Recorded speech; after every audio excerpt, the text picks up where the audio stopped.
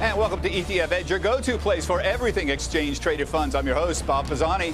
As the market continues to hit new highs, there has been growing interest in how to stay in the market, but at the same time, provide downside protection without getting too complicated. Not surprisingly, ETFs are popping up to provide those kinds of solutions. Let's talk with Paul Kim. He's the CEO of Simplify ETFs, whose firm specializes in alternative strategies and options-based ETFs. Dave Noddick, my old friend, CIO and Director of Research of ETF Trends, joining us as well. Paul, Simplify is trying an old strategy, overlaying hedge fund-like functions to protect against downside risk for stocks, interest rates, volatility. What's the overall strategy here? Can you replicate a hedge fund-like strategy using ETFs? So I think let's dial it back a little bit. I think that is exactly what we're trying to do. We're trying to democratize the access to sophisticated capabilities and portfolio tools that traditionally have been only available to the largest institutional investors like hedge funds, i.e. things like access to OTC derivatives,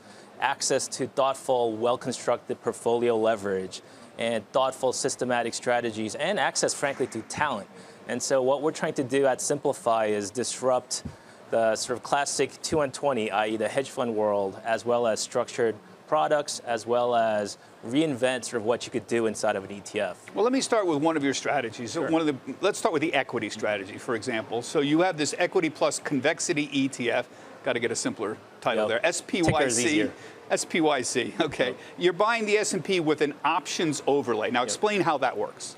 So options overlays have been around a lot. They're often accomplished through large institutional providers, through SMAs. So our strategy basically takes the same concept. We're buying a portion of the portfolio is invested in an option overlay, calls and puts. Why is that important? Well, it gives nonlinear exposure. When markets rally strongly, those calls kick in and they could help juice those returns.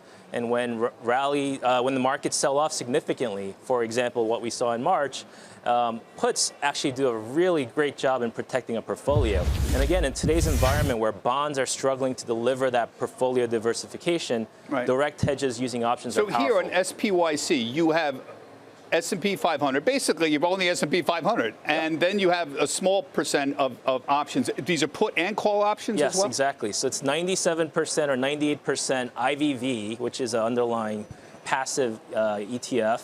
And then we overlay on it a couple percent a year annualized spend on calls and puts. Now, you also have a similar product, the Equity Plus Downside Convexity ETF. Here, essentially, it seems like you're owning the S&P with just a put option overlay, essentially. Yes. But same thing, except you're not owning same thing. calls. I would say both of these strategies, as well as our third strategy, SPUC, are taking advantage of low delta options. What does that mean? You pay a little bit for a small probability of a very large return. Again, think of it more as almost like a catastrophic insurance instead of trying to overpay for perfect hedging, which will then drive all the returns out of a hedge strategy. Yeah.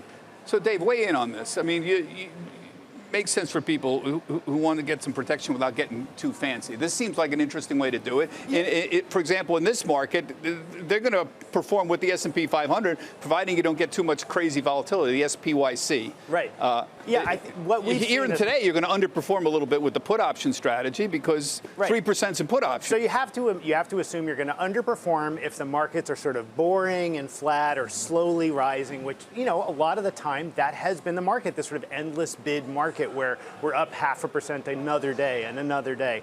What strategies like this do is give you an opportunity to profit or protect when you get to those edges.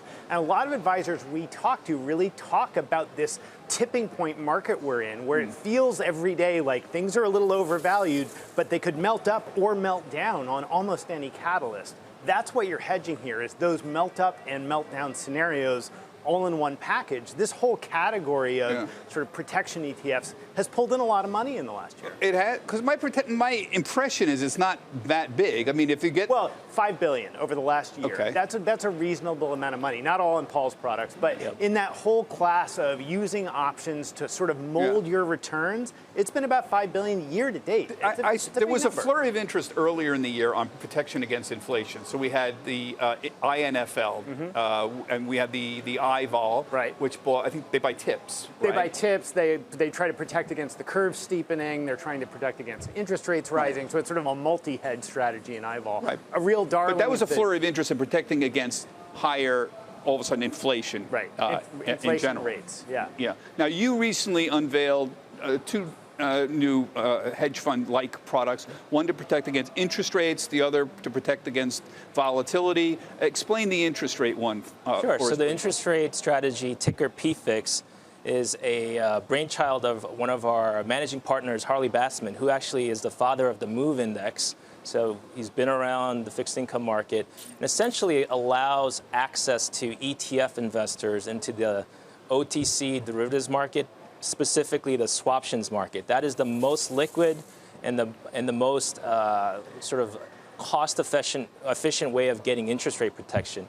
And the key to this strategy is that it's essentially a concentrated call on yields. So if yields go up, if long-term yields go up over 7 years, so it's not picking the timing, it's saying over the next 7 years, if something makes interest rates go up, this strategy is positioned to do well and protect an overall portfolio. And so you're designed to protect the overall portfolio, right? So you're owning long-dated put options, right, on 20-year treasuries. Yep. Well, that's simple to understand, yes. at least. And what about the volatility one? You've got the simplified volatility premium. That's the other one. Explain how that works. So ticker SVOL, we're essentially collecting a premium. If you look around the marketplace, how do you deliver yield or return or income in a very low yield environment? Certainly fixed income is struggling. Equities have low dividend yields now and are priced to perfection. One of the most attractive premia in our views that has yet to be tapped broadly is the volatility premium. And why is there a premium? There's a significant demand for insurance. So as everyone starts thinking about protecting their portfolio, they're buying things like puts, or also when they're buying calls to protect the upside or enhance their upside, it's creating a very steep VIX curve. And what this strategy does is collect the difference between two parts of that curve. Sounds complicated, but it essentially drives a lot of carry potential. And this strategy, the way it's constructed, has the potential to deliver in the tens of % of carry. This is a complicated one. Yes. The other one, it's very easy to explain. You're owning put options on Treasury bond, 20-year Treasury. This is a little more, keep this full screen up. You're seeking a daily return of minus 0.2 to minus 0.3 on the S&P, so it's in inverse, right? You're flipping around. So if volatility, if the VIX is up 1%, you're going to be down 0.2, yeah, 0.3% on the day. And at the same time, you're also buying futures contracts, put and call options to hedge against the moves in the VIX at the same time. So the flip side to that risk you're taking of VIX going up, that curve is very steep. So if you're buying a month ahead, as your contract gets closer to the near month, you're actually clipping essentially a carry in that curve of 100%. 100% return where you 100% exposed to that. So we're 0.25, we're 25% exposure to 100% carry curve. We are able to deliver somewhere in the neighborhood of 20 to 25%. So how would you, under what circumstances would this strategy really outperform? Well, oddly, despite the fact that it sounds complex, what this really is an income vehicle, right? And with the bond market the way it is right now, nobody really wants to get 1.5 on the 10-year. It's just not attractive. Advisors are looking for any source of additional income they can, particularly for their older clients who are in retirement. Now, I'm not suggesting that this is for everybody who's headed into retirement, a widows and orphans type product, but we've seen a raft of these types of products that extract income from unlikely places because, frankly, there's nowhere else to get income. So that's really what's going on. I think that's a great way to characterize this. It seems like some complicated strategy to protect you against something or to play into the volatility or the lack of volatility, but it's really just a way of trying to clip some additional income. But how risky is this versus, you know, the assuredness of having 1.3% on your 10-year? Well, look, nothing's ever. Under what circumstances is this really going to underperform? Nothing's ever going to be as low risk as buying an individual treasury and forgetting about it until it comes due, right? Until it matures. That is the lowest risk thing you can do. We know what you get for that right now. You get 1 and change % on a 10-year lockup. So the question is, if you want more than that, what kind of risk are you willing to take? A lot of investors aren't willing to just take equity risk anymore, so they're looking for these strategies to pull that out. How risky is it? Well, it depends a little bit on what the equity markets do. The good news here is if the equity markets are frothy and volatile, it will do what it's supposed to do and generate a lot of income for you. Right. So if all of a sudden, though, if the volatility goes up dramatically, Yep. if the VIX goes from, pick a number, 16 or something to 40. to 40 or something, Yep. what happens here? You're going to underperform. That S-vol is going to... So our short VIX position would underperform, but we also have an overlay, again, of an option strategy where we're actually buying VIX calls, spending a little bit of money, a couple % a year, but that's enough of an overlay to significantly mitigate a lot of that sell-off.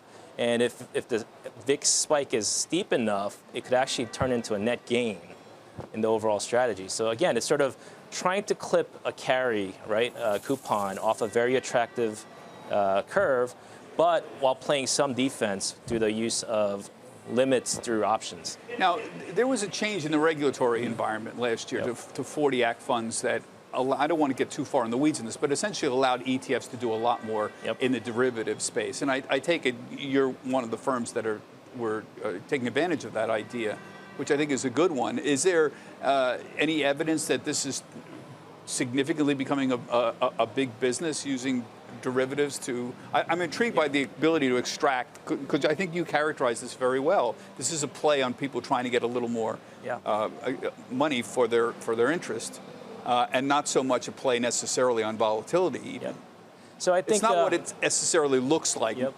So I think it's less about what flows have consequently come from that change, but I think it's more what is in the realm of possibility now that you've opened up sort of the last sort of hurdles that differentiated an ETF vehicle from other vehicles, right? Sort of the hedge fund vehicle itself took advantage of greater flexibility to use leverage and use derivatives and be more flexible and nimble. Now the ETF continues to democratize, first from vanilla equities to fixed income to commodities. And now we suggest the hedge fund world is going to be democratized by the ETF. And this is, your SPYC is 25 basis points? It's 25 plus the 3%, 3 bips from IVV, so 28 total. Your thoughts on this overall? Yeah, I think this is actually some of the most interesting things that are going on in the ETF industry right now. I think most of the interesting product innovation is using multiple asset classes to generate new patterns of return. We don't need more vanilla equity funds. We don't need more vanilla bond funds. We do need better solutions for people trying to solve real problems like generating income. Yeah, I don't know how, I mean, I think this is a very interesting way to look at the whole issue, because the number one question I get is, how do I get more income in a safer way? I have a friend who just sold his restaurant business, the physical building. He collected $1.2 million. Literally, he had a check. He showed it to me for $1.2 million. And he said, now I want you to tell me, what do I do? Can you give me some stocks to invest in that has good... I hope you ran screaming. Yes, I went away. I don't do investment. Yes, advisor friend. Advice, yes, not advisor friend. But he really wanted to know. He said, I'm interested in, dividend aristocrats. You know, give me something that's 2%, that's growing. I don't want to have Exxon at 6% that it may be, dividend may be in trouble. Just give me something 2% and growing. I said, well, you look it up. Go to the dividend aristocrats. Right. S&P. You're only Johnson & Johnson and stuff like that. Right, but even there, people are worried about valuations because this does feel like, I mean, honestly, you and I were there. This feels a lot like 1999, 2000 to me, right? These valuations seem very high. Yeah.